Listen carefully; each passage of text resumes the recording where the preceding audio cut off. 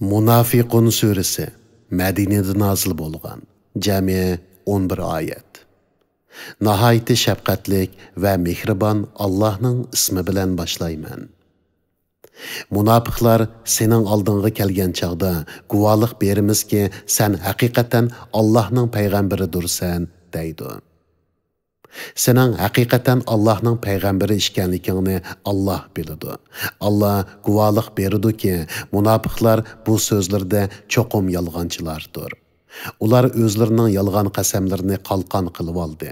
Kishilarni Allohning yo'lidan, ya'ni Allohning dinidan to'sdi. Ularning qilmishi nima degan yomon. Bu shuning uchundirki, ular eg'izlarda ishinib, ondan dillarda inkor qildi. Ularning dillari pechatlendi. Ya'ni dillariga hidoyat yetib borolmaydi. Ular iymonni tushunmaydi. Ularga qaraydigan bo'lsang, badan qurilishi, salopatligi seni hayron qoldirdi. Agar ular so'zlasa, so'zning fasohatidan so'zga quloq solasan. Ilimsiz, aqlsiz, farosatsizlikda go'yo ular tamg'i yo'lab qo'yilgan, chirib qolgan yog'ochlardir. Ular qo'rqinchdan har qanday ovozni o'zlariga qartilgan deb gumonlandi. Ular sana va mo'minlarga dushmandir. Ulardan azar ayligin. Allah ularni halok qilsin. Ular qandaqmi hidoyatdan gumrohlikqa burilib ketadi.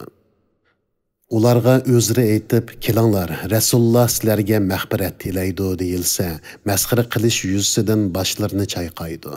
Ularning takabburlik qilgan holda da'vat qilingan narsadan yuz o'rganligini ko'rsan. Ularga mayli mag'firat talab qilgin, mayli mag'firat talab qilmag'in, baribir o'xshash.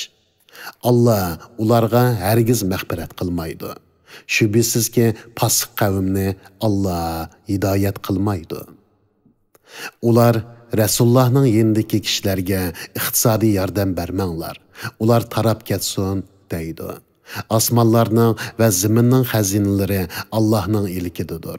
Va lekin munofiqlar buni tushunmaydi. Ular, ya'ni munofiqlar Madinaga qaytsak, eng aziz odam, ya'ni Abdullah ibn Ubay va munofiqlarning o'zlarini demakchi. Eng xor odamni, ya'ni Rasulullohni, mo'minlarni demakchi. Madinadan chiqarib etadi deyishidi. G'alba Allohga, Allohning payg'ambariga va mo'minlarga mansub. Lekin munofiqlar g'albining Allohning dushmanlariga emas, do'stlariga mansub ekanligini bilmaydi. Ey mo'minlar, mollaringlar va bolalaringlar sizlarni Allohning zikridan, ya'ni Allohning toat ibodatidan g'aflatda qoldirmasin. Kimlarki shundoq qiladi ekan, ular ziyon tortquchilardir. Biringlarga o'lim kelib, Parvardigorim, nemishqa meni, ya'ni ajlimni bir oz kechiktirmiding, sadiqa qilib yaxshilardan bo'lar edim deyishdan burun, o'zinglarga rizq qilib berilgan narsalardan Alloh yo'lida sadiqa qilinglar.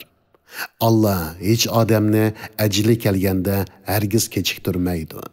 Allah qilayotgan ishinglardan to'liq xabardordir.